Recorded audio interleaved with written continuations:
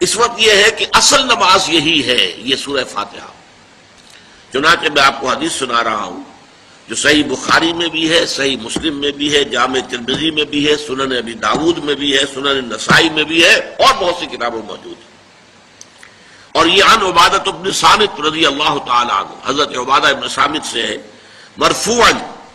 کہ حضور نے فرمایا لا صلاۃ لمن لم یقرأ بفاتحۃ الکتاب، اس شخص کی کوئی نماز نہیں ہے جس نے کہ سورہ فاتحہ کی تلاوت نہیں کی۔ اب اس سے ہمارے ہاں ایک بڑا اختلاف پیدا ہوا، وہ نوٹ کر لیجئے۔ ایک رائے یہ ہے آپ اگر علیحدہ نماز پڑھ رہے ہیں تو ظاہر بات ہے کہ آپ کو ہر رکعت میں خود پڑھنی ہی پڑھنی ہے سورہ فاتحہ۔ جب باجماعت پڑھ رہے ہیں اب کیا شکل، امام پڑھ رہا ہے سورہ فاتحہ تو کیا مقتدی کو بھی پڑھنی چاہیے؟ اس حدیث میں جو الفاظ کی شدت ہے اس کی بنا پر رجحان یہ ہوتا ہے کہ یقیناً اس صورت میں ہر شخص کو لا صلاۃ لمن لم یقرأ بفاتحۃ الکتاب،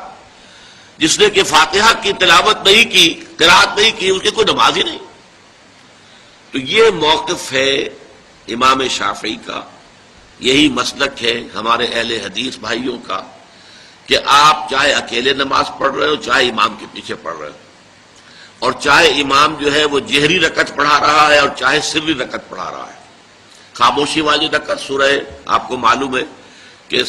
نماز جو ظہر اور عصر کی ہے تو چاروں رکعتیں جو ہے وہ سری ہے، مغرب کے اندر آ کر دو جہری ہیں ایک سری ہے،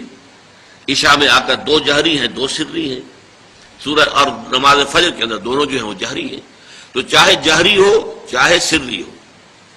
آپ کو بھی لازماً جو مقتدی ہے اسے بھی سورہ فاتحہ پڑھنی ہوگی۔ اب اس کے لیے انہوں نے یہ طریقہ جو ہے تلقین کیا ہے کہ امام تیزی سے نہ پڑھے، رک رک کر پڑھے الحمدللہ رب العالمین، اس کے بعد اتنا وقفہ دے دے کہ جو مقتدی ہے وہ بھی کہہ لے اپنے دل میں یا پڑھ لے الحمدللہ رب العالمین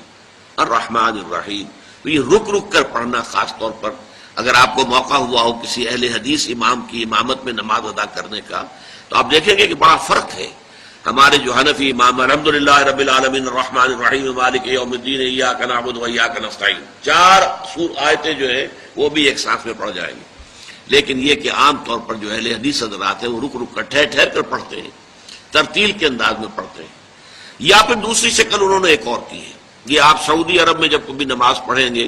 اور آپ پڑھی ہو آپ نے تو وہاں آپ دیکھیں گے کہ امام جو ہے وہ سورہ فاتحہ پڑھنے کے بعد کوئی ایک منٹ جو ہے خاموش رہتا ہے تاکہ آپ اب جو مقتدی ہیں وہ اس وقفے میں وہ اب سورہ فاتحہ پڑھ لیں، پھر وہ قرات کرے گا، کوئی اور آیات اس نے شامل کرنی ہے تو بعد میں شروع کرے گا، درمیان میں وقفہ ہوگا۔ لیکن ایک مسلک یہ ہے، اور یہ مسلک جو ہے یہ در حقیقت قرآن مجید کی ایک آیت کے اوپر مبنی ہے۔ سورہ اعراف کے آخر میں فرمایا گیا وَإِذَا قُرِئَ الْقُرْآنُ فَاسْتَمِعُوا لَهُ وَأَنصِتُوا، جب قرآن پڑھا جا رہا ہو تو توجہ سے اسے سنو، خود خاموش رہو۔ اب یہ قرآن مجید کی آیت ہے، اس کے بنا پر ایک رائے یہ ہے